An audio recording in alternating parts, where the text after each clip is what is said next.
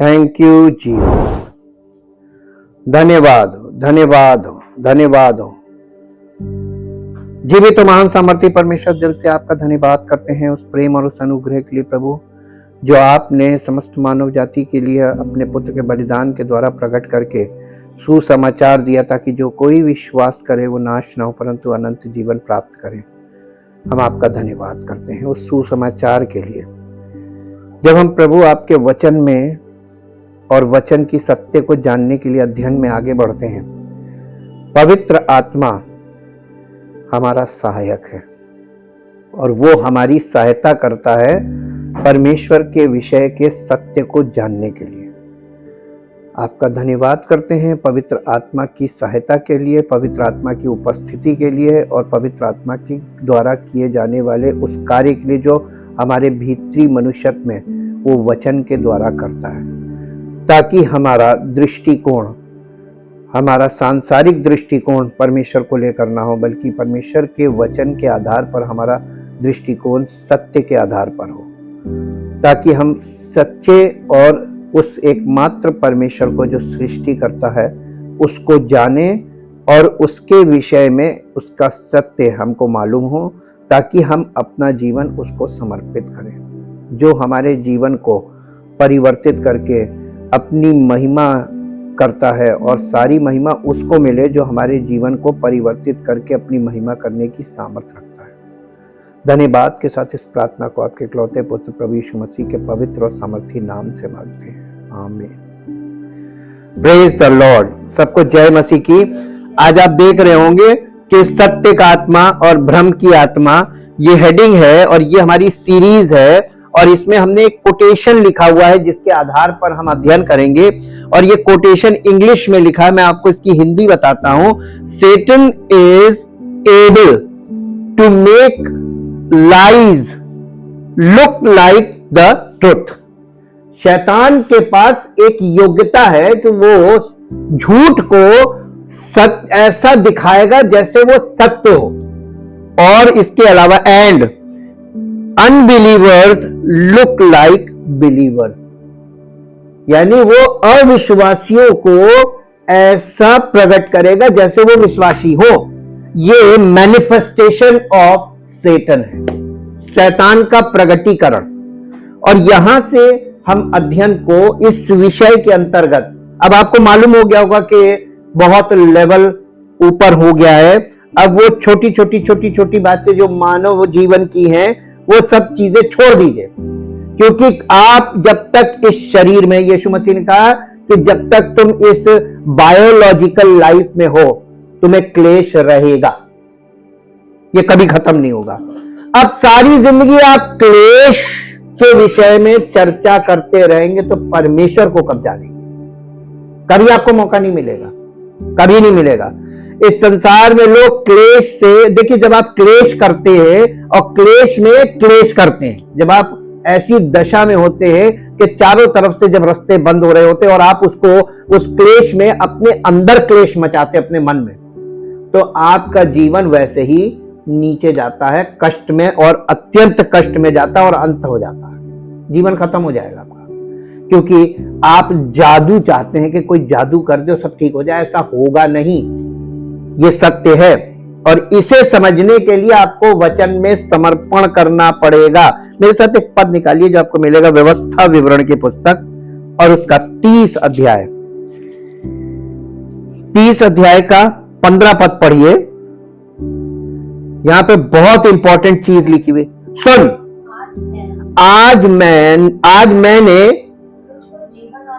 तुझको जीवन और मरण, हानि और लाभ दिखाया है, क्योंकि मैं आज तुझे आज्ञा देता हूं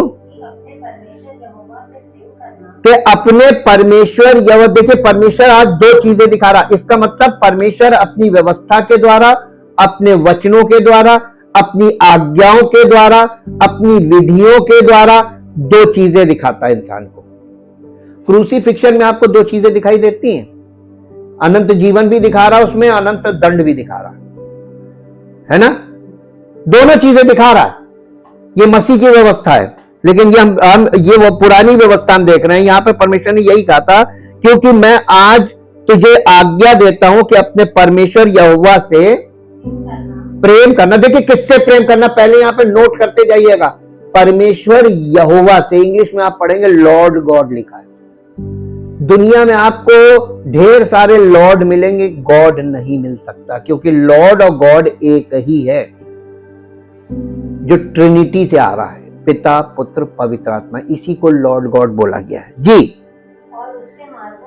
और उसके, ये आज्ञा है परमेश्वर की, और उसके मार्गों पर चलना और उसकी आज्ञाओं, विधियों और नियमों को मानना, जिससे तू जीवित रहे और बढ़ता जाए, और तेरा परमेश्वर यहोवा उस देश में जिसका अधिकारी होने को तू जा रहा है तुझे आशीष दे। परमेश्वर आशीष कब देगा? आशीष अनकंडीशनल है कि कंडीशनल है ना? और आज सब लोग आशीष मांगते हैं और अनकंडीशनली मांग रहे हैं, ये सिन है, नहीं मिलेगी। जिस चीज से तुम भागते हो ना, वो चीज तुमको पहले लेनी पड़ेगी। मन्ना पहले खाओ, फिर मिलेगा आपको। आप समर्पण नहीं करोगे, आशीष नहीं देगा वो जिससे। तो अब यहां पे जो बात, ये जो प्रॉमिस बताया जा रहा है, ये प्रॉमिस इजराइलियों से परमेश्वर कर रहा है, और मूसा के द्वारा, इसको कहते हैं कॉवेनेंट ऑफ मोजेस। और कॉवेनेंट ऑफ मोजेस में मूसा से वो ये कह रहा था, इजराइलियों से ये बताओ कि वो मेरी आज्ञा माने और परमेश्वर से पहली बात प्यार करें। परमेश्वर से प्यार करना, परमेश्वर के वचन से। आदि में वचन था, वचन परमेश्वर के साथ था, वचन परमेश्वर था। वचन से कितने लोग प्यार करते हैं? तो वचन से प्यार नहीं करते तो परमेश्वर से करते ही नहीं है। वचन आपको पहले मिलेगा, और वचन से प्रेम करेंगे तब आपको सत्य का आत्मा मिलेगा, और सत्य का आत्मा आपको सत्य में अगुवाई करने के लिए आएगा। लेकिन वचन से प्रेम करेंगे तभी आपके जीवन में अगुवाई होगी। तो शुरुआत वचन से है। दूसरी बात, वो परमेश्वर कह रहा था और उसके मार्गों पर चलना। तो ये मार्ग पे, आप सत्य के मार्ग पे चलेंगे कैसे? बिना सहायक के। तो पवित्र आत्मा सहायक दिया गया है, और उसकी आज्ञाओं, विधियों और नियमों को मानना, जिससे तू जीवित रहे। ये अनंत जीवन की वाचा बन गई मसीह में। ये जो वाचा इजरायलियों के लिए थी, ये प्रॉमिस्ड लैंड की वाचा थी, जो यीशु मसीह के द्वारा इटर्नल कॉवेनेंट में कन्वर्ट होके नई वाचा में, और ये किंगडम ऑफ गॉड में या इटर्नल लाइफ के लिए हो गई। तो यहाँ पे जो बात कही जा रही, जीवन और मृत्यु, यहाँ पर दो डेस्टिनेशन परमेश्वर सामने रख के बात कर रहा है। या तो तुम अनंत जीवन में जाओ या अनंत मृत्यु में जाओगे। मैं तुम्हारे सामने फैसला रख रहा हूं, फैसला तुम खुद कर लो। कल मैंने आपको क्या बताया था? क्रूसिफिक्शन देखिए, अपना फैसला खुद कर लीजिए। कुछ नहीं, आपको किसी को कोई दबाव डालने की जरूरत नहीं, किसी को, आपको कोई मूर्ख नहीं आज के जमाने में कि किसी को आप बहका सकते। सब अपनी जगह चतुर हैं। तू जीवित रहे, जिससे तू जीवित रहे और बढ़ता जाए, और तेरा परमेश्वर यहोवा उस देश में जिसका अधिकारी होने को तू जा रहा तुझे आशीष दे। तो परमेश्वर उन लोगों को जहां प्रॉमिस लैंड दे रहा था, इजराइल, उसका अधिकार उनको लेना था, पजेस द लैंड। ठीक उसी प्रकार से हमें अनंत जीवन में पोजीशन लेना है। आप जब मकान लेते हैं तो मकान खरीदते समय एक प्रोसेस चलता है। जब आपको मकान अलॉट होता है तो आपको अलॉटमेंट लेटर दिया जाता है, लेकिन जब आपको मकान का कब्जा देने से पहले पोजीशन लेटर दिया जाता है, और आपको बुलाया जाता है कि आप आके उसका कब्जा ले लो। जिस दिन आपको पोजीशन लेटर मिलता है, उसके बाद आप वहां पर जाते हैं, और जाकर आप अपने मकान का जब आधिकारिक रूप से कब्जा ले लेते हैं, उसके बाद आप उसमें अपना ताला लगाते हैं, और वो आपकी मिल्कियत हो जाता है। आप उसके स्वामी हो जाते हैं, अधिकारी हो जाते हैं, आपके अधिकार में आ गया। ठीक वैसे ही आपको पजेस करना है अनंत जीवन तुझे। परंतु यदि तेरा मन भटक जाए, आगे देखिए कंडीशन देखिए, परंतु यदि तेरा मन भटक जाए, कहां? वचन से भटक जाए, परमेश्वर की विधियों से भटक जाए, मार्ग में तू भटक जाए, तो फिर क्या होगा? यदि तेरा मन भटक जाए और तू ना सुने, क्या करे? इसका मतलब वचन सुनने की बात की जा रही है। परमेश्वर का सारा काम वचन सुनने से ही होगा। तभी तो हमने आपसे कहा था, अगर आप सुनते रहेंगे, कब आप परमेश्वर के राज्य के प्रवेश कर जाएंगे, कब आप अनंत जीवन के वारिस बन जाएंगे, आपको बाद में पता चलेगा। आपकी जिंदगी से दूसरे लोग गवाही देने लगे, अरे तुम तो बिल्कुल नई सृष्टि हो गए।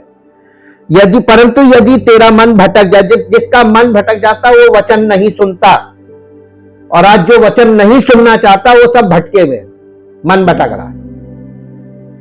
बताइए परमेश्वर आपके लिए क्या कर सकता है?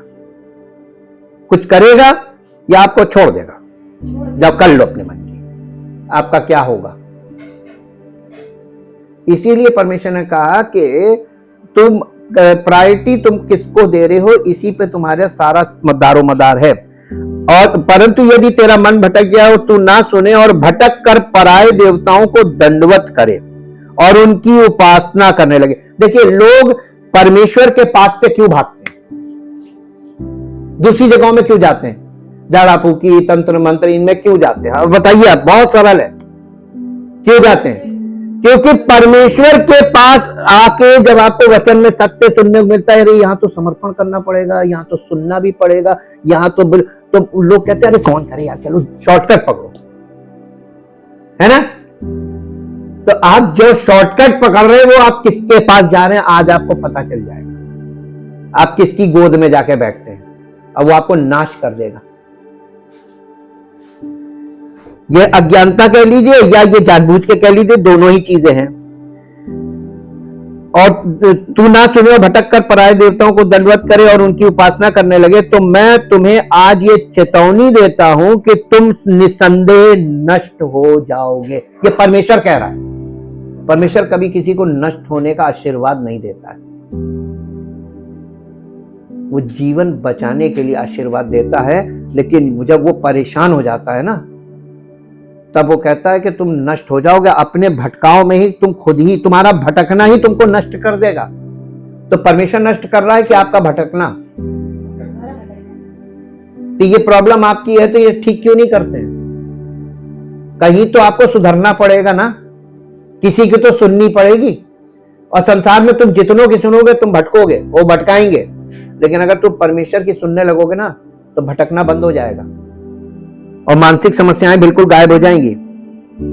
और जिस देश का अधिकारी होने के लिए तू यर्दन पार जा रहा है, उस देश में तुम बहुत दिनों के लिए रहने ना पाओगे। मैं आज आकाश और पृथ्वी दोनों को तुम्हारे सामने इस बात की साक्षी बनाता हूं कि मैंने जीवन और मरण, आशीष और श्राप, देखिए जीवन के साथ आशीष है और मरण के साथ श्राप, दोनों को तुम्हारे सामने रखा है। इसलिए तू जीवन ही को अपना ले कि तू और तेरा वंश और दोनों जीवित रहें। इसलिए अपने परमेश्वर यहोवा से प्रेम करो और उसकी बात मानो और उससे लिपटे रहो, क्योंकि तेरा जीवन और तेरा दीर्घ जीवन यानी अनंत जीवन यही है। और ऐसा करने से जिस देश को यहोवा ने अब्राहम, इसहाक और याकूब तेरे पूर्वजों को देने की शपथ खाई थी, उस देश में तू बसा रहेगा। आप आज लोग परमेश्वर की उपस्थिति में आते हैं, परमेश्वर के परिवार में जुड़ते हैं, लेकिन बस नहीं पाते। ये आए और वो गए। ये किंगडम ऑफ गॉड में ले जाने के लिए बॉडी तैयार है। ये जो बॉडी ऑफ क्राइस्ट है ना, कलीसिया, ये आपको अनंत जीवन में पहुंचाने के लिए रखी है। ये परमेश्वर का अद्भुत कार्य है जो दुनिया की नजर में मूर्खता है, लेकिन इसी मूर्खता में परमेश्वर की महान बुद्धि छिपी हुई है, जो आप अभी कभी भी इंटेलेक्चुअली नहीं समझ पाएंगे। अब हम आज के ये देखिए, ये कौन है जो आपको झूठ को सच दिखाता है? दुनिया में पूरी दुनिया झूठ में पड़ी हुई, पूरी दुनिया। मैं दिल से रोज मालूम एक प्रार्थना करता हूं, काश प्रभु मेरे पास जितने लोग मेरे से जुड़े हुए हैं, इन सब की मन की आंखों को ऐसा खोल दे कि जैसा मैं देख रहा हूं ये सब भी देखें कि दुनिया में क्या भटकाव है। कोई किसी को छोड़ नहीं रहा है, और दुनिया में जो कुछ किया जा रहा है उन सब के पीछे नेम फेम मनी छिपा है। कोई रिलीजन नहीं, कुछ नहीं, सिर्फ नेम फेम मनी। और इसके पीछे जो बैठा हुआ है वो कौन है बताइए? शैतान को कौन अनमास्क करता है?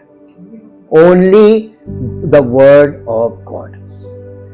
शैतान को मालूम है, बाइबल में अगर आप ठीक से देखें यीशु मसीह की दृष्टि से, पवित्र आत्मा की दृष्टि से, तो शैतान जो है ना वो नकली ईश्वर है, लेकिन वो असली और नकली में आप भेद नहीं कर पाएंगे जी। और पूरी दुनिया उसके आगे नतमस्तक है। इसीलिए परमेश्वर ने कलीसिया में जो रास्ता रखा वो स्पिरिचुअल वे रखा, क्योंकि शैतान फिजिकल वे में बहुत आसानी से, देखिए इजरायलियों के साथ वो क्या कर दिया, सारे इजरायलियों को उसने किसी काम का नहीं छोड़ा, परमेश्वर की प्रजा बनने ही नहीं दिया, फ्रॉम बिगिनिंग टिल एंड। तब परमेश्वर ने अपनी व्यवस्था को फिजिकल से स्पिरिचुअल कर दिया। और ये फिजिकल से स्पिरिचुअल कैसे हुआ? Death, burial, resurrection. वो यीशु मसीह से क्यों चिढ़ गया? यीशु मसीह ने फेस चेंज कर दिया, और इसलिए अब स्टडी का भी फेस चेंज हुआ है। जैसे परमेश्वर ने सब चीजों को आत्मिक से शुरू कर दिया, सिरा बदल दिया, शैतान यहां पर फंस गया।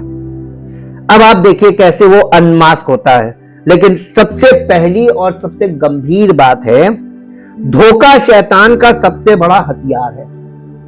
The greatest weapon of Satan is deception. धोखे की परिभाषा क्या है? धोखा किसे कहते हैं? बाइबल में पाए जाने वाले धोखे के विषय पर हम लोग अध्ययन शुरू कर रहे हैं, और इस बात पर चर्चा करेंगे कि शैतान कैसे लोगों को परमेश्वर के वचन की सच्चाई को देखने से रोकता है। सैन्य प्रशिक्षण में जनरलों और सेनापतियों के लिए अपने शत्रुओं का अध्ययन करना एक आम बात है। क्यों करते हैं? शत्रु के बारे में रिसर्च करते हैं। क्यों करते हैं? अगर आपको आपके दुश्मन के बारे में सटीक जानकारी नहीं है तो आप उसको हराएंगे कैसे? वो कहां से हमला कर सकता है और कहां से हमला कर रहा है, और कैसे हमला कर सकता है और कैसे हमला कर रहा है और कैसे करेगा, अगर आप, ये अवेयरनेस का पार्ट है। और ये अगर आपको मालूम ही नहीं रहेगा तो बड़ी आसानी से आपको यूं मुट्ठी में दबा के जाएगा, ऐसा कर कूद लो तुम जितना कूदना कर, तुम कुछ नहीं पाओगे, रहोगे मेरे ही।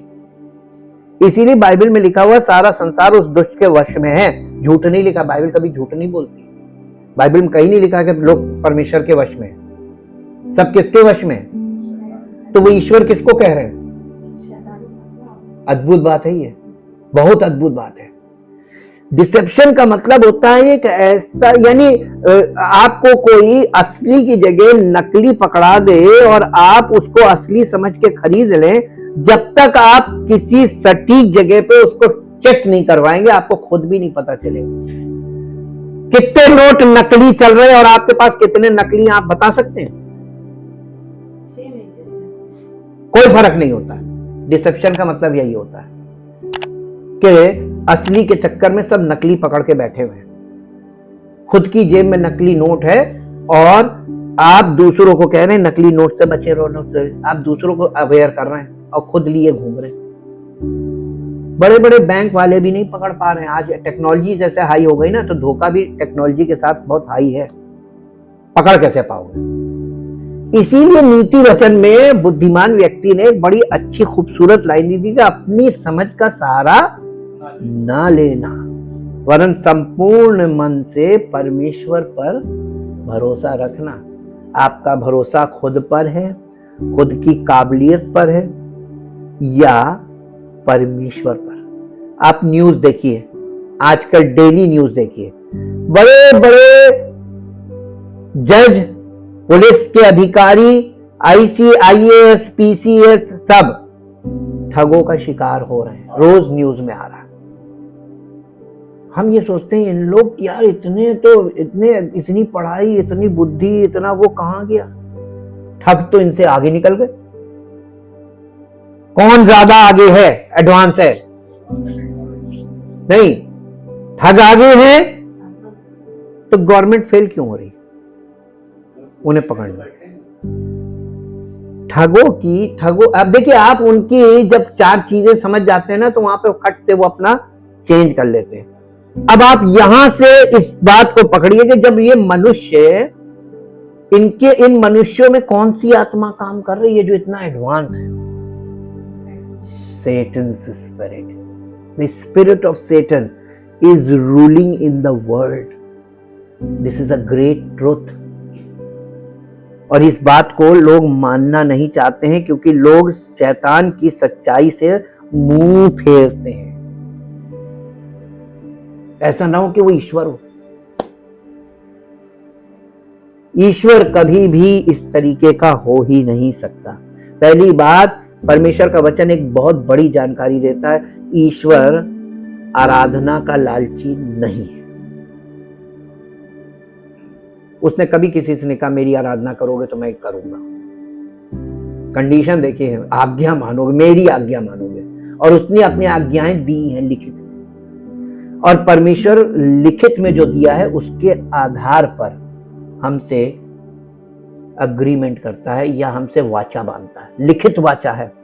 अगर इस वाचा के अंतर्गत जो लिखा है अगर तुम फॉलो करते हो, अनुबंध है, तो मैं तुम्हारा ईश्वर, तुम मेरे बच्चे। और जहां मेरी ये कंडीशंस तुम्हारे जीवन में पूरी नहीं होती हैं, तो मैं तो तुम्हारा ईश्वर नहीं हूं, ना ही मैं तुम्हारा स्वर्गीय पिता हूं। फिर तुम अपना पिता खुद देख लो, वचन में वो दिखाता है।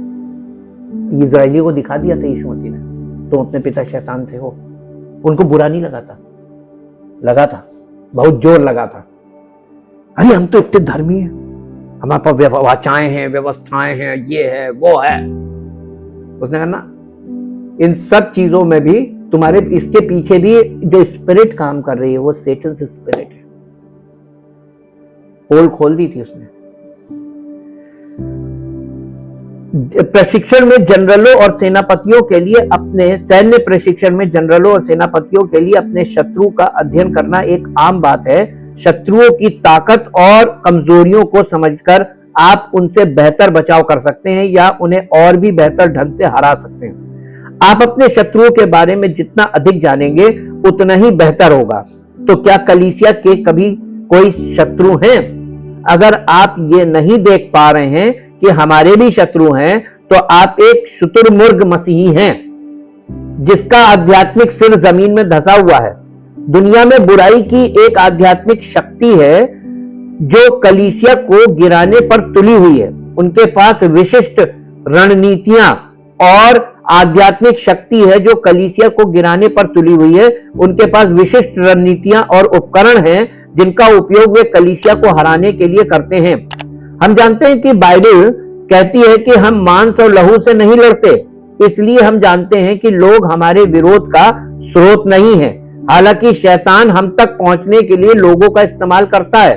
हम जानते हैं कि जिन दुष्ट शक्तियों से हम लड़ते हैं वे प्रधान और अधिकारी हैं और इस संसार के अंधकार के हाकिम हैं। इफिसियों की पत्री 6 अध्याय का 12 पद पढ़िए। इफिसियों की पत्री 6 अध्याय 12 पद यहां इस प्रकार से लिख, क्योंकि हमारा ये मल्ल युद्ध लहू और मांस से नहीं परंतु प्रधानों से और अधिकारियों से और इस संसार के अंधकार के हाकिमों से और उस दुष्टता की आत्मिक सेनाओं से है। इसका मतलब कलीसिया में जब आप आते हैं और आप प्रभु यीशु मसीह की देह का अंग बनने के लिए आते हैं, जब आप यीशु मसीह पर विश्वास करना शुरू करते हैं, तो आपके जीवन में यानी अनसीन पावर्स तुरंत काम करने लगती हैं। शैतान की शक्तियां काम करने लगती हैं। काहे के लिए करती हैं? वो आपको वापस खींचती है। तू कहां जा रहा है? तू इधर आ, तू यहां से नहीं है, तू तेरा यहां से कोई संबंध नहीं, तू इधर आ। और इस बात को आपके मन में वो कई रूपों में प्रकट करेगा कि अरे तेरा यहां पे क्या, तू अलग है, तू अलग है, तू अलग है। आप सोचेंगे यार ये बात तो सही है, तो ईश्वर की आवाज लग रही है। होता है ना? इसलिए चूंकि देहधारी लोग कलीसिया पर आरोप लगाने, मौखिक या शारीरिक हमले करने आते हैं, इसलिए ये लोग एक ऐसी आत्मिक शक्ति के नियंत्रण में हैं जिसे हम अपनी भौतिक इंद्रियों से नहीं समझ सकते। अनसीन पावर्स हैं। दूसरा तीमुथियुस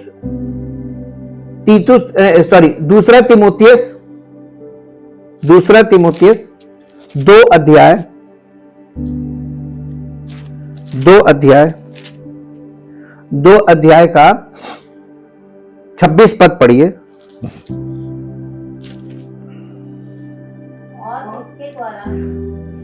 और इसके द्वारा उसकी इच्छा पूरी करने के लिए सचेत होकर शैतान के फंदे से छूट जाएं। इसको इंग्लिश में पढ़िए तो आपको स्पष्ट आएगा कि यहां पे कहा क्या जा रहा है।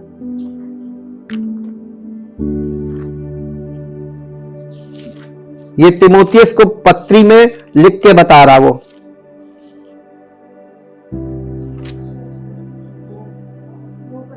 And that they may come to their senses and escape out of the snare of the devil, having been held captive by him henceforth to do his यानी God's will।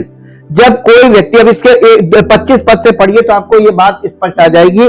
संदर्भ है, हिंदी में पहले पढ़ दीजिए या इंग्लिश में पढ़ दीजिए। है वो विरोधियों को नम्रता से समझाए, क्या जाने परमेश्वर उन्हें मन फिराव का मन दे कि वे भी सत्य को पहचाने और इसके द्वारा उसकी इच्छा पूरी करने के लिए सचेत होकर शैतान के फंदे से छूट जाए। देखिए यहां पर ये पास्टरल लेटर है, सेवक को चिट्ठी लिखी जा रही है और मसीह के सेवकों को ये निर्देश दिया गया है कि वे विरोधियों को नम्रता से समझाएं। क्या जाने प्रभु उन्हें भी मन फिराव का मन दे। यहां पे एक बात पकड़िए, मन हम नहीं फिराते, प्रभु हमें मन देता है कि हम मन फिराएं। एक नया मन दिया जाता, मसीह का मन, और जब वो हमें गिफ्ट में मिलता है तो हमारा मन फिर जाता है। इसको बोलते हैं सेविंग फेथ काम करता है, वो विश्वास जो हमें दिया जाता है मन फिराने के लिए। He must correct his opponents with courtesy and gentleness in the hope that God may grant that they will repent and come to know the truth, that they will perceive and recognize and become accurately acquainted with and acknowledge it, and that they may come to their senses and escape out of the snare of the devil, having been held captive by him henceforth to do his, यानी his का मतलब God's will, परमेश्वर की इच्छा के लिए उनका मन बदल जाए और वो परमेश्वर की इच्छा को ग्रहण कर ले। विरोधियों को भी एकदम सबसे आप ऐसे मत करिए, बल्कि उनको मौका दीजिए कि वो इस बात को आपके पास समझाने के लिए, अगर आप नम्रता से समझाएंगे, शायद आपके व्यवहार के कारण उनके अंदर कुछ समझ आ जाए। हम समझ सकते हैं कि हमारा दुश्मन शैतान हमारे खिलाफ आने के लिए जाल बिछाता है। जाल एक जाल है, चाल है या रणनीति है जो हमें बंदी या कैदी बना देती है। हर जगह अगर हर जाल साफ दिखाई देता तो हम कभी नहीं फंसते, इसलिए इन जालों को छिपाना या ढकना जरूरी है ताकि हम उन्हें साफ ना देख सकें। और शैतान का मुख्य हथियार हमारे मन में रखे हुए विचारों का धोखा है। धोखा क्या है और ये हमारे खिलाफ कैसे इस्तेमाल किया जाता है, यही हम लोग का अध्ययन का आज का विषय है, धोखा। धोखा शब्द की परिभाषा देखिए, ये काम वो कैसे करता है। झूठ को सच यानी ऐसा प्रोजेक्ट करता है कि वो बिल्कुल उससे बड़ा सत्य कोई है ही नहीं। यही तो धोखा है। अरे वो झूठ को सच में बदल देता है ना। अगर मैं आपसे कहूं कि आज के युग में आपको देखिए, दूध और पानी दो चीजें हैं, इनका बड़ा अच्छा गहरा संबंध है ना। आप जब दूध का इस्तेमाल करते हैं, जब छोटे बच्चे होते हैं उनको जब दूध दिया जाता है तो उनको उसको डाइल्यूट किया जाता है, उसमें पानी मिलाया जाता है, और दूध वाला लाता है तो वो ऑलरेडी पानी डाल के लाता है। उसके बाद भी लोग जब देखते हैं कि बहुत गाढ़ा है तो उसमें हम भी थोड़ा सा पानी मिला के उसको डाइल्यूट करते, एक एवरेज होता है उसका मिलाने का। पहले जमाने में दूध में पानी आज से नहीं, शुरू से मिलता आ रहा है, प्राचीन काल से। लेकिन आजकल दूध में पानी मिलता था, अब तो पानी में दूध मिलता है। क्या फर्क हो गया? अब डाइल्यूशन में आप कितना ज्यादा डाइल्यूट कर दीजिए तो वो, अब देखिए दूध में जब पानी मिलता है तब भी दूध का दाम वही रहता है, लेकिन पानी में जब दूध मिलता है तो दाम बदलना चाहिए ना, लेकिन दाम उससे ज्यादा है। तो आप ये देखिए, जो डाइल्यूट किया लेकिन ज्यादा कर दिया, ये धोखा है कि नहीं है? और रोज लोग खा रहे हैं, कितने पकड़ पा रहे हैं? अरे आप जीवन में प्रतिदिन इतने धोखे खाते हैं फिर भी आंख नहीं खुलती। अब आप देख लीजिए कि आप किस दशा में हैं। ये तो मैंने एक छोटी सी बात बताई, देसी घी ले लीजिए, उसमें भी धोखा है। कोई चीज आप पनीर ले लीजिए, उसमें भी धोखा है। कोई चीज आप ले लीजिए, हर चीज में धोखा। आप पैसे ले लीजिए, उसमें भी धोखा है। धोखे का मतलब आपको नहीं मालूम है? जो बिल्कुल सटीक और असली दिखाई दे लेकिन हो ना, वो धोखा है। तो आपने ईश्वर को कब देखा? और वो कौन सा ईश्वर जिससे लोग रोज प्रार्थनाएं कर रहे हैं? धोखा। धोखा है, सब धोखा है। और केवल नजरों का नहीं, ये मन का भी धोखा है। भटक जाना, देखिए धोखे की परिभाषा है भटक जाना, धोखा देना, गलती करना, बहकाना, भटकाना, रास्ते से हट जाना। नए नियम में धोखा शब्द की एक बहुत ही रोचक परिभाषा दी गई है। इस शब्द का अर्थ है सुरक्षा, सत्य या सदाचार से भटकना या भटकाना। अगर आप कभी जंगल में लंबी पैदल यात्रा पर गए हैं तो आप जानते होंगे कि आमतौर पर वहां निर्धारित पगडंडियां और स्थापित रास्ते होते हैं। हालांकि अगर आप साहसी हो जाते हैं और भटक कर अपना रास्ता खुद बनाने की कोशिश करते हैं तो आमतौर पर यहीं से आपकी असफलता और धोखे की शुरुआत होती है। कई बार किसी रास्ते में दो राहें होते हैं और अगर वो स्पष्ट रूप से चिन्हित नहीं है तो आपके पास एक अच्छा नक्शा होना चाहिए कि आप सही रास्ते को जान सके या लोगों से आप पता करके सही रास्ते की ओर बढ़ें, है ना?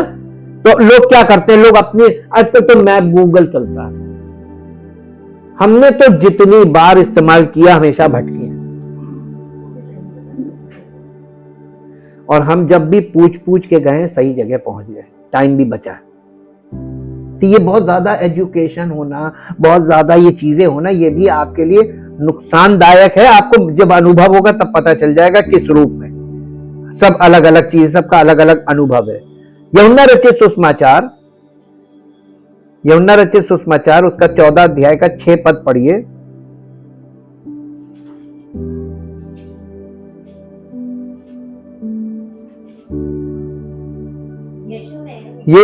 यीशु ने उनसे कहा, मार्ग और सत्य और जीवन मैं ही हूं। यहां यीशु मसीह एक बहुत इंपॉर्टेंट बात कर रहे हैं कि मार्ग यानी मार्ग रास्ता है, और उन्होंने बताया कि ईश्वर तक पहुंचने का कोई और रास्ता नहीं है, केवल एक रास्ता है, और वो यीशु मसीह कह रहा मैं हूं। बिना मेरे द्वारा कोई पिता के पास या परमेश्वर के पास नहीं पहुंच सकता। यदि तुमने मुझे जाना होता। अब यहां पर यीशु मसीह ने एक साथ कई बातें करी। पिता तक पहुंचने के लिए ऑथराइज्ड पर्सन कौन है बताइए? परमेश्वर तक पहुंचने के लिए ऑथराइज्ड पर्सन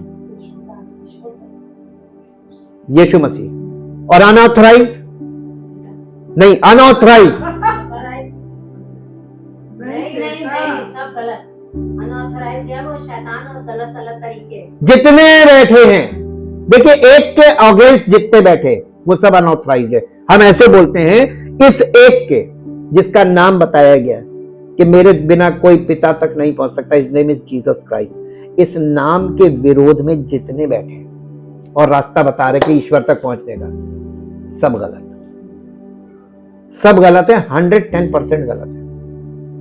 अब आपको क्या देखना है? आपको इस सत्य में आगे बढ़ना, इसको रिफाइन करते जाना है ना? और इसे जितना आप रिफाइन करते जाएंगे उतना आप सच्चाई में आगे बढ़ेंगे। प्रकाशित वाक्य का 12 अध्याय और उसका 9 पद पढ़िए। प्रकाशित वाक्य 12 अध्याय का 9 पद। तब वो बड़ा अजगर अर्थात वही पुराना सांप जो इब्लीस और शैतान कहलाता है और सारे संसार का भरमाने वाला है, पृथ्वी पर गिरा दिया गया और उसके दूत भी उसके साथ गिरा दिए गए। फिर कितने हो गए? शैतान एक स्वर्गदूत है, मनुष्य नहीं। पहली बात याद रख लीजिएगा। और पौलुस के द्वारा पवित्र आत्मा ने उसका स्वरूप बताया कलीसिया को कि इसमें कोई आश्चर्य की बात नहीं, क्योंकि शैतान आप भी ज्योतिर्मय स्वर्गदूत का सा रूप धारण करता है और शैतान के जो सेवक हैं वो मसीह के सेवकों का रूप धारण करते हैं। ये सत्य है। तो आपको शैतान के सेवक किस रूप में मिलेंगे? मसीह के सेवकों के रूप में मिलेंगे, है ना?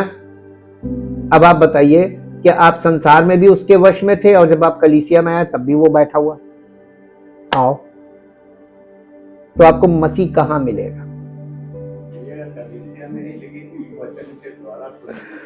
आप बुद्धिमानी, अगर आप वचन से दूर हैं, इसको समझते नहीं है, पढ़ना एक बात होती है, इसको समझना है। और सहायक पवित्र आत्मा है। और पवित्र आत्मा, यीशु मसीह ने क्या कहा था? मैंने अपनी कलीसिया में सेवकों को नियुक्त किया है। नियुक्ति का मतलब मालूम आपको? मसीह की नियुक्ति पवित्र आत्मा के अभिषेक के द्वारा नियुक्ति होती है। जितने भी सच्चे भविष्यवक्ता थे उन्हें परमेश्वर ने अपनी पवित्र आत्मा के अभिषेक में नियुक्त किया था और जिस कार्य के लिए नियुक्त किया वो उन्होंने किया।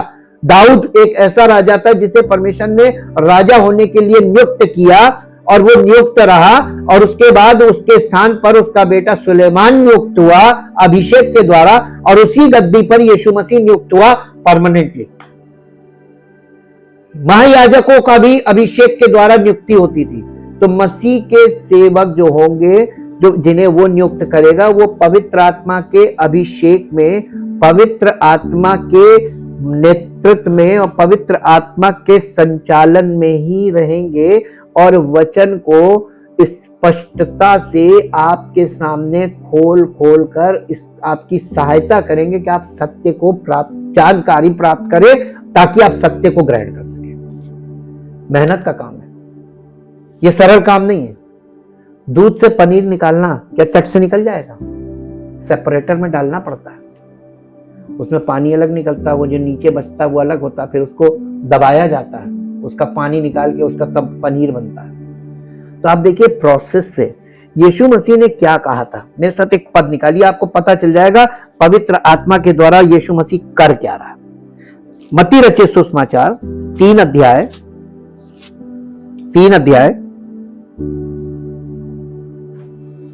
12 पद पढ़िए। उसका सूप उसके हाथ में है और वो अपना खलियान। ये कलीसिया जो है ना, ये जो कॉन्ग्रीगेशन जिसको बोलते हैं, एक्चुअल में ये कॉन्ग्रीगेशन है, ये कलीसिया नहीं है।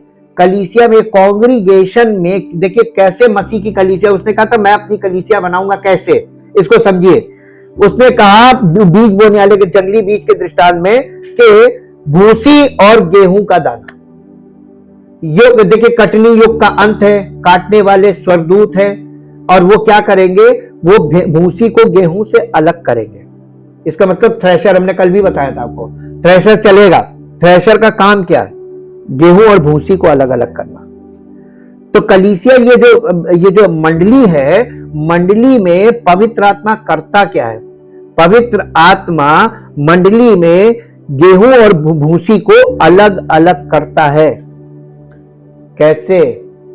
जो गेहूं का दाना है वो स्पिरिचुअल रेल में पहुंच जाता है, वहां कलीसिया स्वर्गीय स्थानों में आपकी आत्मा वहां प्रवेश करती है।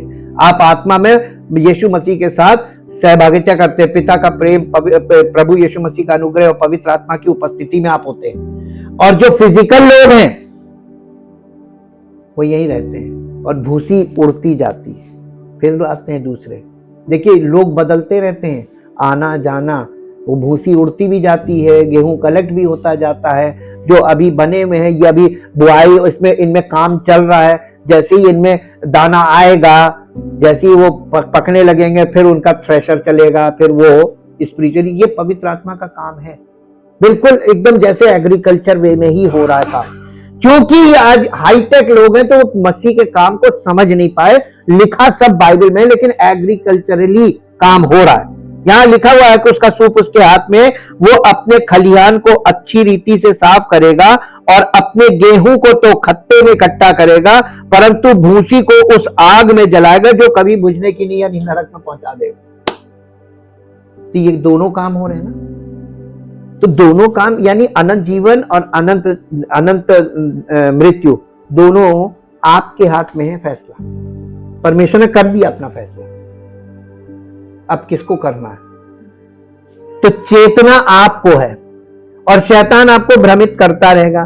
तो हम साफ तौर पर देख सकते हैं कि शैतान नामक बड़ा अजगर मानव जाति पर किए जा रहे धोखे के लिए जिम्मेदार है। लोगों को सत्य से दूर और सत्य के बिल्कुल विपरीत दिशाओं में ले जाया जा रहा है, अंधकार के दायरे में, और उन्हें इसका एहसास भी नहीं है। ये धोखे दुनिया के हर स्तर पर और हर जगह भड़काए जा रहे हैं। शैतान हर किसी को धोखा देने में दिलचस्पी रखता है।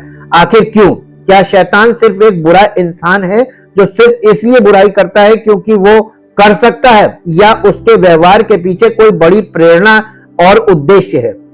आपको इस सवाल पर गंभीरता से सोचना चाहिए और शैतान की प्रेरणा का पता लगाना चाहिए, क्योंकि हमारा मुख्य विषय नहीं है, इसलिए अभी इस पर विस्तार से बात नहीं करेंगे।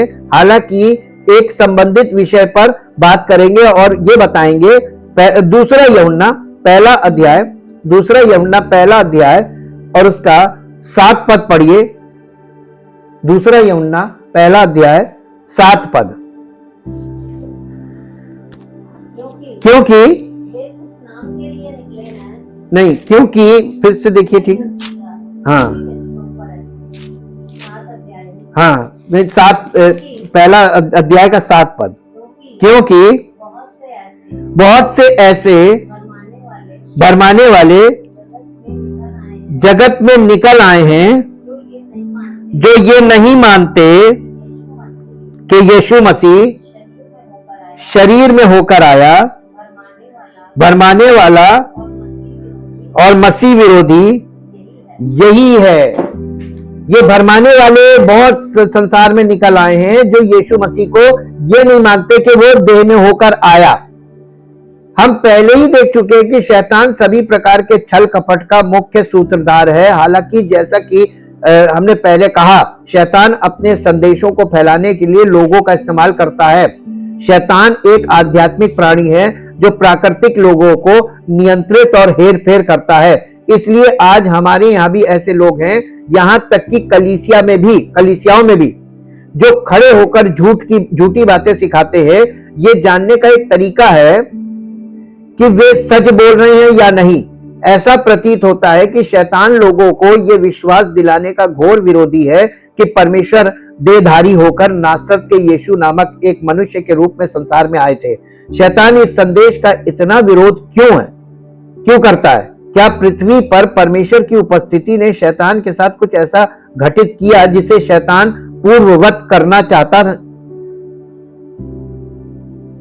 मैं एक प्रश्न पूछना चाहता हूं। अगर मैं कहूं कि जर्मनी में जो नरसंहार हुआ, जैसा कि दुनिया में कुछ मूर्ख हैं जो ये कहने की कोशिश करते हैं, तो क्या इसका मतलब ये है कि ये सच नहीं है? वहां पे यहूदियों का नरसंहार किया गया था जर्मनी में। और ये बहुत यानी डॉक्यूमेंटेड है और सही है, और इसको बहुत से लोग झुठलाने की कोशिश करते हैं। हाँ, तो क्या इसका मतलब अगर लोग कहते कि नहीं हुआ या जर्मनी की सरकार कहती नहीं हुआ, तो क्या इससे ये फैक्ट बदल जाता है कि नहीं हुआ? नहीं हुआ, लेकिन इस चीज को ज्यादा फैला दिया गया, नहीं हुआ। तो पूरी दुनिया के लोग ये सोचते हैं कि ये सही कह रहा, नहीं हुआ, लेकिन हुआ था। होलोकॉस्ट बोलते हैं उसको, आप सर्च करके देखिएगा, होलोकॉस्ट हुआ था। जैसा कि दुनिया में कुछ मूर्ख कहने की कोशिश करते हैं, तो क्या इसका मतलब यह है कि यह सच नहीं है? नहीं, सिर्फ इसलिए कि आप विश्वास नहीं करते कि यह हुआ था, यह तथ्य नहीं बदल जाता कि यह हुआ था या नहीं। अगर आप यीशु मसीह पर विश्वास नहीं करते कि वो हमारे पापों के लिए मरा, इससे यह तथ्य नहीं बदलता, लेकिन आपका डेस्टिनेशन बदल जाता है। और ये शैतान करता क्या है? ये आपके माइंड को ब्लाइंड करता है, माइंड को, मन को अंधेरा कर देता है, ताकि आप सुसमाचार की ज्योति आपके मन में ना चमके। होता यह है कि यह वास्तविकता के बारे में आपकी धारणा बदल देता है, और इसलिए आपके परिणाम भी बदल जाते हैं। शैतान आपकी धारणा को बदल देता है, जिससे आपके जीवन में परिणाम बदल जाते हैं। वो अंधेरा कर देता है, तो अंधेरे की बातें आपके मन में आ जाती हैं, पौराणिक बातें, और इसलिए आपके परिणाम भी बदल जाते हैं, और आप सत्य पर विश्वास करने का सारा लाभ खो देते हैं, क्योंकि आप झूठ पर विश्वास कर लेते हैं। लोगों को यह बताने का यही नतीजा होता है कि परमेश्वर इस धरती पर मनुष्य यीशु मसीह के रूप में नहीं आए, लोगों को यह बताकर कि यीशु एक सामान्य पुरुष थे। आप उनसे आपको बचाने और आपके पापों को क्षमा करने की क्षमता छीन लेते हैं। परिणाम स्वरूप आप उद्धार की आशा खो देते हैं, और ये आपके लिए वाकई बुरी खबर है। तो ये अगला भाग कुछ मसीहों को ज्यादा पसंद नहीं आएगा, फिर भी मेरा मानना है कि इसे कहना जरूरी है। धोखे में झूठे शब्द बोलना शामिल है। झूठे शब्द झूठ बोलने का एक बेहतर तरीका है। झूठा धोखेबाज ही होता है, धोखेबाज झूठा ही होता है। ये दोनों साथ साथ चलते हैं। जहां एक होता है वहां दूसरा भी मौजूद होता है। शैतान के श्यामी जुड़वा है, यानी शैतान ये जुड़वा रूप में काम करता है। धोखे की बातें करना और धोखेबाज, एक धोखेबाज व्यक्ति के द्वारा धोखे की बातें करना। यूहन्ना रचित सुसमाचार उसका 8 अध्याय और उसका 44 पद पढ़िए। यूहन्ना रचित सुसमाचार 8 अध्याय उसका 44 पद। क्या तुम अपने पिता शैतान से हो? तुम अपने पिता शैतान, हाँ, यीशु मसीह ये यहूदियों से कह रहा है कि तुम अपने पिता शैतान से हो और अपने पिता की लालसाओं को पूरा करना चाहते हो। वो तो आरंभ से हत्यारा है और सत्य पर स्थिर ना रहा। किसमें? देखिए, यीशु मसीह ने शैतान को इजराइलियों के, यहूदियों के सामने प्रकट किया। यहूदी किसकी धारणा में थे? अपने आप को धर्मी समझते थे, अपने आप को परमेश्वर की कौम मानते थे, लेकिन वो थे किसके? कहीं ऐसा नहीं तो नहीं कि आज मसीही लोगों के में भी यही प्रॉब्लम चल रही है? इस पर ध्यान दें, क्योंकि सब लोग अगर परमेश्वर की संतान है, और बाइबल कहती सारा संसार उस दुष्ट के वश में है, और सब लोग मरकर स्वर्ग जा रहे हैं, तो वहां नरक भी खाली पड़ा है, और फिर शैतान तो बेअसर हो गया।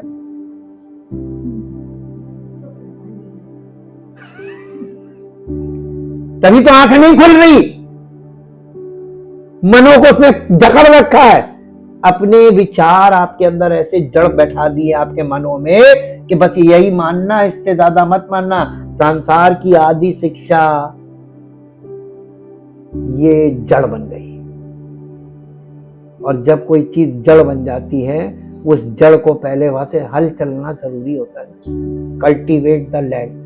आपके हृदय में परमेश्वर के जो वचन है, इसका बीज आपके अंदर फलवंत क्यों नहीं हो रहा है? क्योंकि वहां पर तो आदि शिक्षा बैठी हुई है, और जैसे ही वचन सुनते हैं वो टकराव होता है हमारे अंदर आदि शिक्षा से। ये है समस्या। और ये शैतान परमेश्वर के वचन को आपके अंदर एंटर करने ही नहीं देता। तुम अपने पिता शैतान से और अपने पिता की लालसाओं को पूरा करना चाहते हो। वो तो आरंभ से हत्यारा है और सत्य पर स्थिर ना रहा, क्योंकि सत्य उसमें है ही नहीं। जब वो झूठ बोलता है तो अपने स्वभाव ही से बोलता है, क्योंकि वो झूठा है, वरन झूठ का पिता है। He is the father of lie.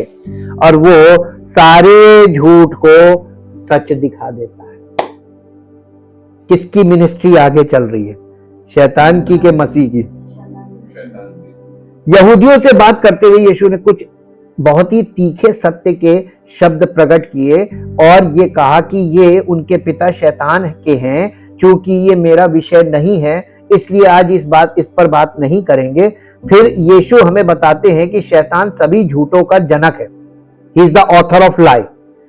ये कहने का एक और तरीका है कि शैतान ही झूठ का सूत्रधार है। हालांकि ये ध्यान रखना दिलचस्प है कि शैतान जो कुछ भी कहता है वो जरूरी नहीं कि झूठ ही हो। यीशु ने कहा जब शैतान झूठ बोलता है, ना कि जब शैतान ने झूठ बोला। इसमें एक बड़ा अंतर है। इससे धोखे को पहचानना और भी मुश्किल हो जाता है। जब शैतान 10 सच्चों के साथ 1 या 2 झूठ बोलता है तो आप कैसे जान सकते हैं कि कौन सा सच है? शैतान मालूम क्या करता है? दूध में पानी मिलाने वाला काम करता है। क्या करता है? और पूरी दुनिया में धार्मिक बातें चल रही हैं, डाइल्यूट करके दे दिया। इसमें आनंद लो, सुनने में बड़ा आनंद आता है। मानता कोई मान ही नहीं सकता। वो डाइल्यूट कर दिया ना उसने। आप दवाई लीजिए, दवाई की एक डोज डॉक्टर लिखता है। 10 ग्राम की एक टैबलेट खानी है, आप उस टैबलेट के 4 टुकड़े कर दीजिए और एक टुकड़ा आप सुबह खा लीजिए, एक दोपहर में खा लीजिए, एक शाम को, एक रात में। दवाई आपके जीवन में कोई इफेक्ट होगा? मर्ज का क्या होगा? बढ़ेगा कि घटेगा?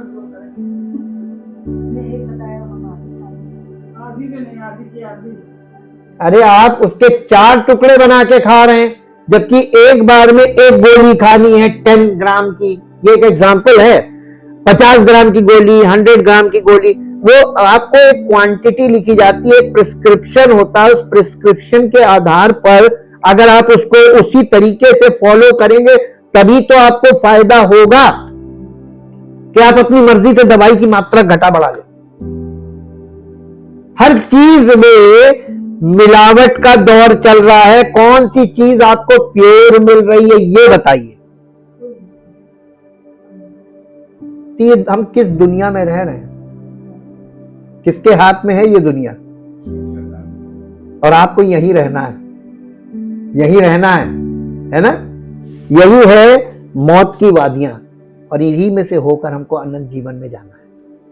जितनी जल्दी हो सके परमेश्वर की शरण में आ जाना, ये आपको सुरक्षित कर लेता है। शैतान मालूम है आपको करता क्या है? 95% सच लेता है, उसमें 5% झूठ मिला के उसको एक ऐसा ट्विस्ट कर देता है कि उसका स्वरूप भी बदल जाता है और वो बात बेअसर हो जाती है, किसी काम की नहीं रहती। इसका सबसे बड़ा एग्जाम्पल आपको उत्पत्ति में देखने को मिलता है कि शैतान के पास अपनी कोई बाइबल नहीं है। उसको लिखने की जरूरत क्या थी? नहीं, उसको मालूम था परमेश्वर का वचन वो सुनता है ना। सबसे पहला सुसमाचार परमेश्वर ने किसको सुनाया था? शैतान को सुनाया था। तो मनुष्य से ज्यादा आगे कौन है? He is advance in the word of God. परमेश्वर इसमें एडवांस है और इसमें एडवांस है शैतान। जब इसमें एडवांस, तब यीशु मसीह से कैसे बात कर रहा था? लिखा। यीशु मसीह का लिखा तो उसने कहा ये भी लिखा है, तो यीशु मसीह का ये भी लिखा है, यानी वचन पे शास्त्रार्थ किया तो उसने। अब यीशु मसीह तो यीशु मसीह परमेश्वर का इकलौता पुत्र है। उसने शैतान को बहुत आराम से पहचान लिया। ये मुझसे जो बात कर रहा है ये कौन है? पतरस में से होकर शैतान ने बात की, वहां भी पहचान लिया। उसने कहा हे शैतान मुझसे दूर। और यहूदा में जैसे यीशु मसीह ने टुकड़ा उसके मुंह में डाला था, निवाला, वैसे ही शैतान उसमें समा गया। यीशु मसीह ने देख लिया था कि शैतान इसमें आ गया। यीशु मसीह शैतान को हर जगह पहचान लेता है और शैतान भी यीशु मसीह को हर जगह पहचान लेता है। अगर हमारे अंदर यीशु मसीह है तो शैतान पहचान लेगा। पौलुस के अंदर यीशु मसीह था तो मालूम है, दुष्टात्मा कहने लगी यीशु को जानती हूं, पौलुस को पहचानती हूं, तुम कौन हो। यीशु मसीह के नाम का प्रयोग कभी मत कीजिएगा जब तक वो आपके जीवन में ना हो। उसकी उपस्थिति होगी तो आपको उसका नाम लेने की भी जरूरत नहीं। उसकी सामर्थ अद्भुत है और शैतान और दुष्टात्माएं सब उसे पहचानती हैं। ठीक, इसलिए हमने शुरू से, जैसे ही मेरे जीवन में ये सत्य हमको स्पष्ट हो गया, हमने कभी भी कहीं ये प्रोजेक्शन नहीं किया कि मैं किसी को ये बताऊं कि मैं कौन हूं। मेरे जीवन में वो है, इस बात का पता मेरे जीवन से ही लगेगा। हमें इसका शो नहीं बनाना है। यीशु ने कहा, यहां पे यीशु मसीह ने शैतान को बेनकाब कर दिया था। वो शैतान इसी तरह काम करता है, सच को झूठ में मिला देता है ताकि आप धोखा खाकर झूठ पर यकीन कर लें। यहां झूठ के रूप में अनुवादित एक यूनानी शब्द की परिभाषा दी गई है। एक स्पष्टता, प्राथमिक क्रिया की मध्य आवाज, असत्य बोलना या झूठ से धोखा देने का प्रयास करना। झूठ बोलना, असत्य बोलना, दूसरे शब्दों में झूठ बोलना। सत्य क्या है?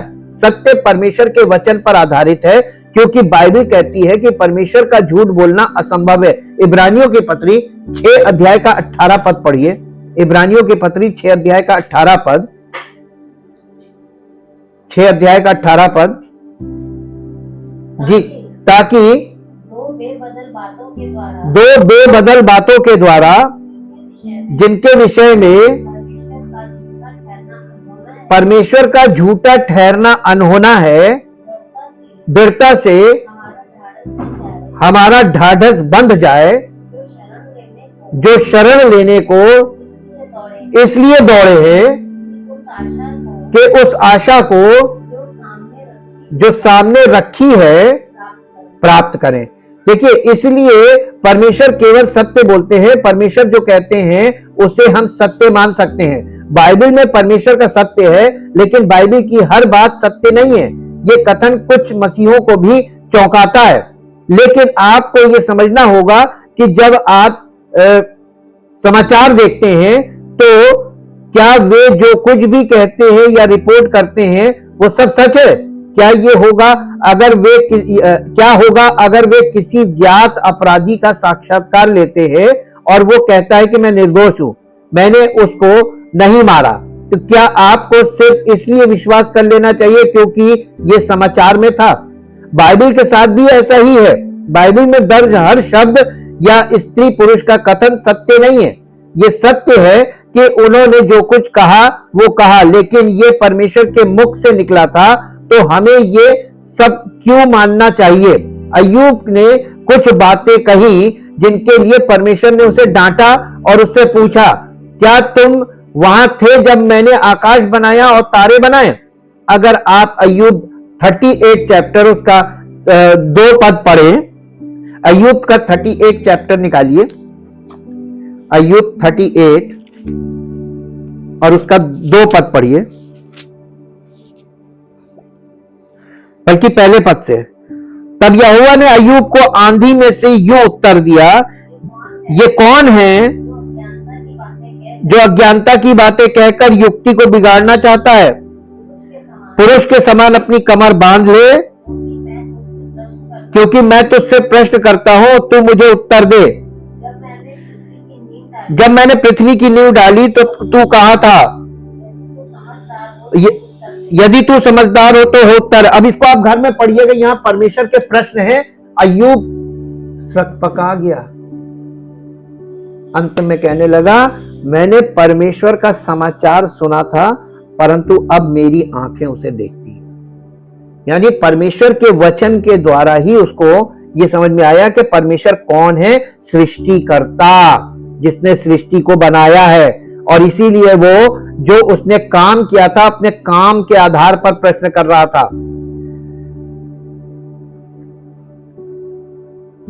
ये कौन है जो अज्ञानता की बातों से युक्ति बिगाड़ता? अय्यूब के शब्दों के लिए ये ठीक नहीं लगता है ना, पर हमारे पास फिरौन, नबूकदनेस्सर, हनन्याह और जैसे कुछ लोगों के वचन दर्ज हैं जिन्हें ना तो बचाया गया और ना ही वे परमेश्वर के भविष्यवक्ता थे। इसलिए सत्य उन आयतों से आता है जो कहती है प्रभु यूं कहता है। सत्य नए नियम में लाल अक्षरों से लिखे शब्दों से आता है और सत्य परमेश्वर के भविष्यवक्ताओं के मुख से भी आता है। तो झूठ एक असत्य है, एक ऐसा कथन जो तथ्यों या स्पष्ट प्रमाणों पर आधारित ना हो। झूठ एक काल्पनिक कथन है, इसलिए काल्पनिक लिखी बातें किताबें पढ़ने से बचना चाहिए। ये किसी की कल्पना की बातें होती हैं, या तो कुछ तथ्यों पर आधारित होती हैं या बिना किसी तथ्य के। हम काल्पनिक फिल्मों, किताबों और मनोरंजन के अन्य उदाहरणों से घिरे हुए हैं जो हमारे मसीहत को चुनौती देते हैं। आज दुनिया में ऐसा इतना ज्यादा है कि ये आश्चर्यजनक है कि हम सोच भी नहीं सकते हैं। शैतान काल्पनिक, असत्य, झूठ और धोखे का रचयिता और प्रवर्तक है। इसलिए हमें इस बात पर कुछ मनन करने की, वचन पर मनन करने की जरूरत है कि हम शैतान के विषय में कि वो कैसे इसमें मिलावट करता है, इस बात को अनुभव के साथ जान सकें। दूसरा तीमुथियुस 4 अध्याय, दूसरा तीमुथियुस 4 अध्याय और उसका 4 पद पढ़िए। दूसरा तीमुथियुस 4 अध्याय का 4 पद।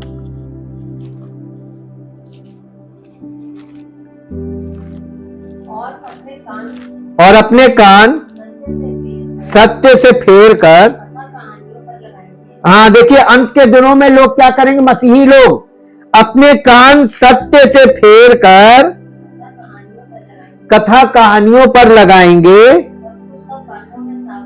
पर तू सब बातों में सावधान रहे। तीमुथियुस से कह रहा पौलुस, तू सब बातों में सावधान रहे, दुख उठा। देखिए, सुसमाचार प्रचार का जो काम है ना, वो दुख उठा के करने वाला काम है। ये दुख उठाने वाला काम है। ये आपको यानी लग्जरी लाइफ वाला काम नहीं है। घटी में रहना और घटी में रहकर धन्यवाद करना, घटी में परमेश्वर पे भरोसा करना और उसने जो कुछ दिया उतने में संतुष्ट रहना और फिर भी परमेश्वर पे टेक लगाए रखना और उसके सत्य को लोगों को बताना, ये कष्ट उठाने वाला काम है। दुख उठा, सुसमाचार प्रचार का काम कर और अपनी सेवा को पूरा कर। इस सेवा को, जिसको ये सेवा दी जाती है ना, उसको अपॉइंट किया जाता अनॉइंटिंग के द्वारा, और बिना अनॉइंटिंग के कोई ये काम कर नहीं सकता। ये मैं आपको पक्का बता दूं। ये पद उन मसीहों के बारे में जो एक समय सत्य जानते थे लेकिन अब दंत कथाओं पर विश्वास करते हैं। जिस यूनानी शब्द का अनुवाद दंत कथाएं यहां पर किया गया है, उसका अर्थ है मिथक, कहानियां और कल्पना। क्या आप कल्पना के खतरे को समझते हैं? शैतान इसका इस्तेमाल आपको अनंत उद्धार के मार्ग से भटकाकर अंधकार के मार्ग में ले जाने के लिए कर सकता है। ये अच्छा तो नहीं हो सकता है, ये चीज अच्छी नहीं हो सकती आपको। ये कल्पनाओं से ही तो आपको वो भटका देता है। पहला तीमुथियुस उसका पहला अध्याय का 4 पद पढ़िए। पहला तीमुथियुस, और उन कहानियों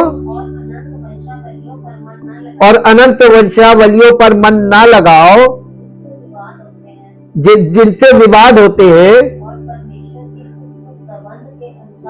हाँ, जो देखिए, और ना कहानियों और अंतहीन वंशावलियों पर मन लगाओ जो संदेह उत्पन्न करती हैं, वरन विश्वास से उत्पन्न होने वाली ईश्वरीय उन्नति पर मन लगाओ जो विश्वास से उत्पन्न होती है।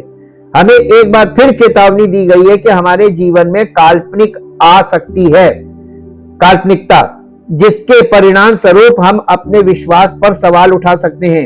ये पद हमें ये बताता है कि सत्य हमारे विश्वास को बढ़ाता है या और हम स्पष्ट रूप से देख सकते हैं कि काल्पनिकता इसके विपरीत काम करती है। दूसरा पत्रस पहला अध्याय उसका 16 पद पढ़ दीजिए। दूसरा पत्रस पहला अध्याय और उसका 16 पद। क्योंकि जब हमने तुम्हें अपने प्रभु यीशु मसीह की सामर्थ का और आगमन का समाचार दिया था, तो वो चतुराई से गढ़ी हुई कहानियों का अनुकरण नहीं था, वरन हाँ, हम लोग आई विटनेस थे, हम चश्मदीद गवाह थे, और जो हमने देखा था वो हमने बताया था, हमने कोई कहानी गढ़ के नहीं बताई थी। और आज मसीही लोग किस यीशु पर विश्वास कर रहे हैं? चश्मदीद गवाह तो अब है नहीं, अब तो लिखित वचन में है ना गवाही। तो जब तक पवित्र आत्मा से प्रेरित व्यक्ति आपके सामने वो चित्र खड़ा नहीं करेगा, स्पिरिचुअल पिक्चर, तब तक आप उसको देख ही नहीं सकते, और बिना देखे आप विश्वास कर नहीं सकते। चालाकी से गढ़ी गई काल्पनिक कहानियां कुछ लोगों को उन रास्तों पर ले जाएंगी जिन पर वे जाना नहीं चाहते। किसी चीज को चालाक और गढ़ी हुई कहने का मतलब है कि उसे जानबूझकर आपसे झूठ बोलने और आपको नीचा दिखाने के लिए गढ़ा गया है। दूसरे शब्दों में, कल्पना सिर्फ मनोरंजन से कहीं बढ़कर है। इसका एक उद्देश्य और एक योजना है, जिसका उद्देश्य आपको नुकसान पहुंचाना और आपको धोखा देना है। आप समझ सकते हैं कि ये लोकप्रिय क्यों नहीं है, लेकिन फिर भी ये बाइबल में है, तो हम इसका क्या करें? तो क्या दुनिया में धोखाधड़ी कम हो रही है या बढ़ रही है? क्या विकल्प कम हो गए हैं, या हमारे दैनिक जीवन में संभावित झूठों की संख्या तेजी से बढ़ रही है? मेरा मानना है कि इंटरनेट के आगमन और सूचना विस्फोट के युग में जिसमें हम रह रहे हैं, धोखाधड़ी के बढ़ते और कठिन स्तरों का सामना करना पड़ रहा है। कभी कभी झूठी जानकारी स्पष्ट और प्रत्यक्ष होती है, लेकिन कभी कभी ये सूक्ष्म और पहचानने में बहुत मुश्किल होती है।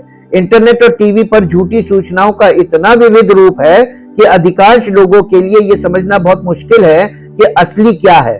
धोखे के बारे में बाइबल यही कहती है।